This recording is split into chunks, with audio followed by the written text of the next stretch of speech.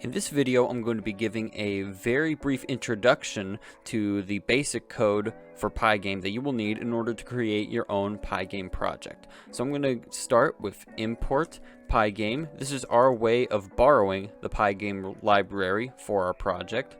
And now I'm going to go ahead and create actually first I'm going to initialize Pygame by typing pygame.init. To initialize means to set up something, and init is just short for initialize. So pygame.init sets up Pygame, which we just borrowed in this line. So now that Pygame's set up, I'm going to create a window. Window is equal to pygame.display.setMode, and this function here will create a window. And that window will be stored in this variable, but we need to specify the size of the window. So I'm going to add two more parentheses, and I'm going to type 500, 500. This means that our window is going to be 500 by 500 pixels large. And this whole thing is a tuple. That's why I added another set of parentheses. A tuple is just a list in Python that cannot change. So now that we have a window, and if I click run, you'll see the window over here. Let's give it a different name. Pygame.display.setCaption Pygame project. And if I click run again, you're going to see the words over here change to Pygame project. That's how you change the name. Let's go ahead and give this window a background color. So I'm going to create an RGB color code. BG color, background color is, and I'm going to set it to 100, 100, 100. And that's just going to be the color gray. Now to fill the background, I would type window.fill and then my color, BG color, and that would fill the whole screen with the background color. But if I run it here, it's actually not going to work. And that's because by filling the window with a background color, I modified the window.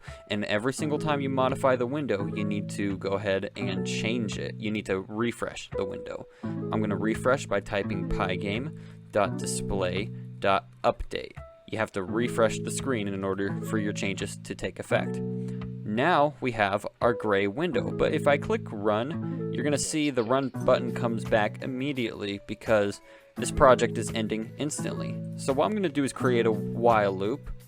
Well, first I'm going to create a variable run is true, and I'm going to create a while loop that will keep this code running constantly. So we're going to constantly fill the background color and constantly refresh the screen. And this is much more realistic to computer graphics. That's how computer graphics works in like video games, that you constantly refresh the screen. But now that our project is not quitting immediately, let's code it to where the X will actually close this project. Because right now if I click the X, nothing's going to happen. So I'm going to create a for loop that's going to cycle through each of the window events. So moving my mouse on the window, that's an event. Typing a button on the keyboard, that's a window event. And clicking the X is also a window event.